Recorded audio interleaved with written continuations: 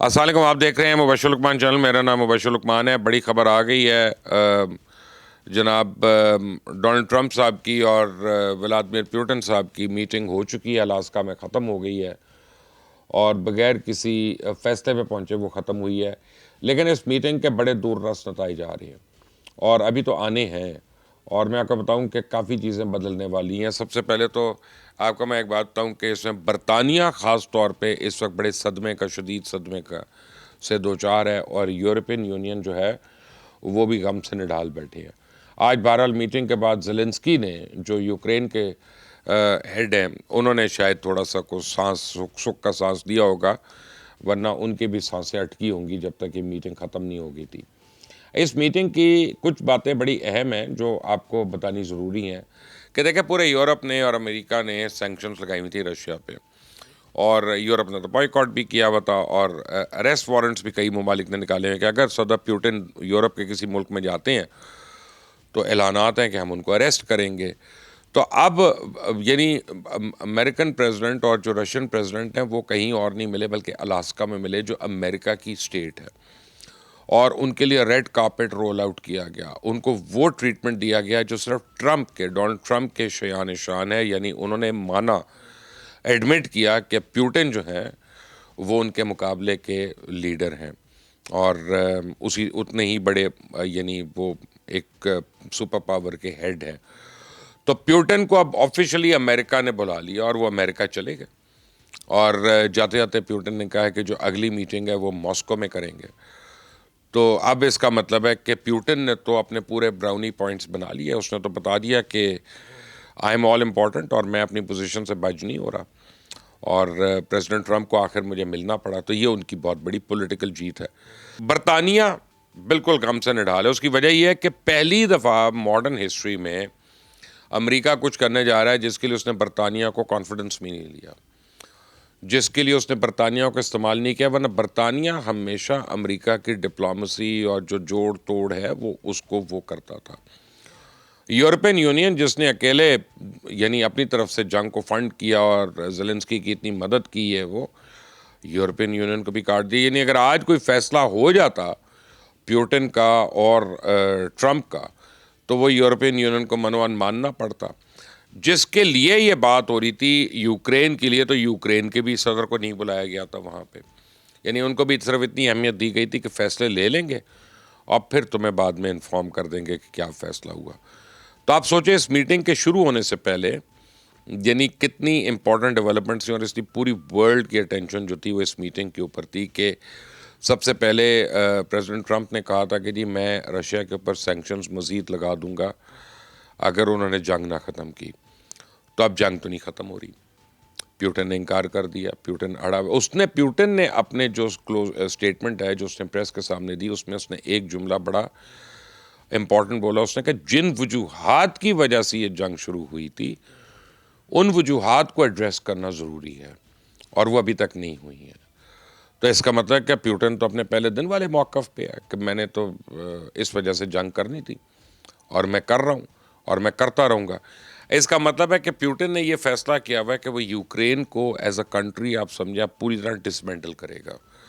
جو زیلنسکی نے ایک حملہ لاسٹ میں کیا تھا، جو ایون ماسکو کے اندر اور دور دراز کے علاقوں میں جا کے ہوا تھا، ان کے ڈرونز کا حملہ، اور جنہوں نے کافی بھاری نقصان بھی پہنچایا تھا، ان کے ایئر کرافٹس وغیرہ بھی ہینگرز کے اندر تباہ کیے تھے، وہ پیوٹن کو بڑی اس کی سبکی ہوئی رشیا کے اندر. اور جب تک پیوٹن کو اس کا پراپر، آپ سمجھے، بدلہ نہیں ملے گا، جو اس کے لوگ سمجھے کہ ہاں یہ بدلہ لیا، تب تک تو وہ آرام سے نہیں بیٹھے گا. پریزیڈنٹ ٹرمپ نے یہ کہا کہ we don't have a deal but we are very close to a deal. یعنی ہماری ڈیل بھی نہیں ہوئی ہے لیکن ہم ڈیل کے قریب ہے. اس کا مطلب ہے ابھی مزید ملاقاتیں ہونی ہیں. اور پھر انہوں نے کہا کہ میں زیلنسکی کو بتاؤں گا کہ ہماری کیا بات ہوئی. تو اب زیلنسکی جو ہے وہ پکچر میں آئے گا اور اس کو بتایا جائے گا کہ پیوٹن یہ مانگ رہا ہے. تو اس سے مجھے ایک بات تو سمجھ آ گئی کہ زیلنسکی جو ہے اس کے اب دن تھوڑے رہ گئے.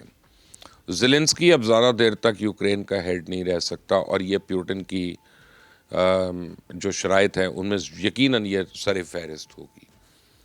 جہاں تک ٹرمپ کا تعلق ہے تو ٹرمپ کے اوپر بھی یہ کریڈٹ ان کو دینا پڑے گا کہ انہوں نے پیوٹن کے آگے گھٹنے نہیں ٹیکے. انہوں نے صرف جنگ بند کرانے کے چکر میں انہوں نے ہر بات اس کی منوا نہیں مانی ہے, اور انہوں نے بھی جو ان کا موقف تھا اس کے پر قائم رہے ہیں. اور اگر یہ کہا جائے کہ پریزیڈنٹ ٹرمپ نے بہت امپورٹنٹ ایک ایفرٹ کیا تو وہ تو غلط نہیں ہے, ایفرٹ تو ہے.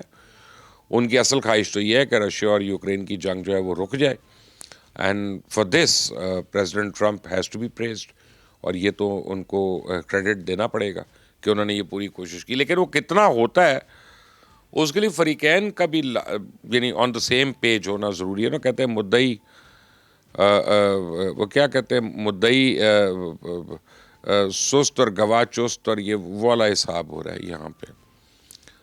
تو اب پیوٹن تو ہے چست, لیکن وہ دونوں جو ہیں وہ شاید نہیں کرنا چاہ رہے. اب پیوٹن ول گو بیک, اور and Trump is also back. تو اب ٹرمپ تو ایسے آدمی نہیں ہے پیوٹن کی طرح, پیوٹن تو چپ کر کے بیٹھ جائے گا, لیکن ڈونلڈ ٹرمپ نے تو بولتا ہے.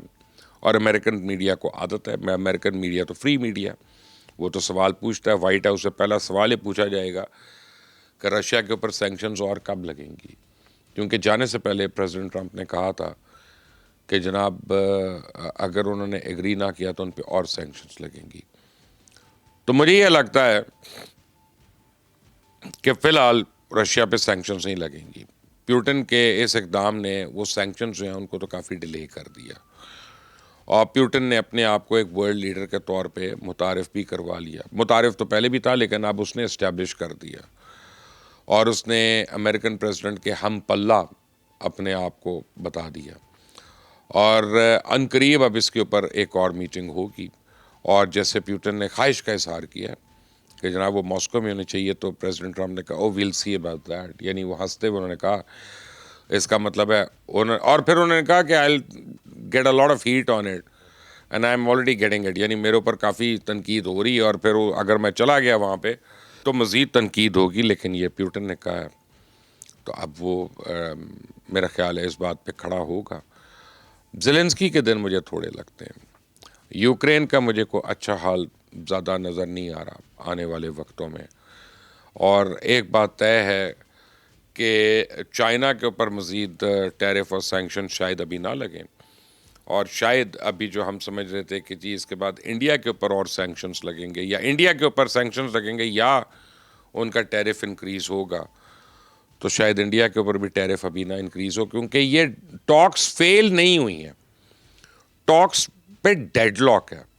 اور لیٹ سے 10 ایشوز ہیں تو ان میں 2 یا 3 ایشوز ایسے ہیں جو ابھی بیک اینڈ فورتھ جنہوں نے ڈسکس ہونا ہے. جس بات کی مجھے حیرانی ہے, مجھے سیریسلی حیرانی ہے اس بات کی, کہ نارملی جب ہیڈ آف اسٹیٹ آپس میں ملتے ہیں اس لیول کے تو تمام معاملات طے پا گئے ہوتے ہیں, اور وہ وہاں رسمی ملتے ہیں, اور پھر وہ اس کو ہاتھ ملاتے ہیں, ایک فوٹو اپرچونٹی دیتے ہیں, اور وہ سائن کر کے آ جاتے ہیں اپنے ایگریمنٹس کو. اس کا مطلب ہے کہ رشیا اور امریکہ کے بیچ میں جو پریلیمنری ٹاکس ہیں وہ سیکٹری لیول پہ وہ نہیں ہوئی ہیں, اور وہ یہیں پہ آ کے کافی چیزیں انفولڈ ہوئی ہیں. اور اس کی ایک سب سے بڑی بات یہ ہے کہ دونوں لیڈرز نے پریس ٹاک نہیں کی ہے. انہوں نے پریس ٹاک کی ہے, کویسچنز نہیں لینے دیے. نہ امریکن پریزیڈنٹ نے ایک بھی سوال کا جواب دیا, نہ رشین پریزیڈنٹ نے ایک بھی سوال کا جواب دیا. اس کا مطلب ہے کہ they value whatever they talked about, اور وہ نہیں چاہتے کہ وہ بعد میں اچھل جائے اور اس پہ debate outside that close circle جو ہے وہ ڈبیٹ شروع ہو جائے اور ہالٹ ہو جائے کہیں نہ کہیں پروسیس. لیکن مجھے لگتا ہے کہ عنقریب اناؤنسمنٹ آئے گی کہ دوبارہ ان کی میٹنگ ہونے والی ہے. اس سے پہلے پریزیڈنٹ ٹرمپ جو ان کو زیلنسکی سے اور یورپین یونین کے کچھ لوگوں سے اور کیس اسٹارمر سے جو برٹش پرائم منسٹر ہیں ان کو ان کانفیڈنس لیں گے کہ یہ بات ہوئی اور اب میں اس کا یہ جواب دینے جا رہا ہوں. جو بھی اس اپڈیٹ ہوگی میں آپ کو I keep you posted on it. اس چینل کو سبسکرائب کریے گا تاکہ لیٹسٹ اپڈیٹس آپ کو خود آئیں. انٹل دی نیکسٹ ٹائم, اللہ حافظ.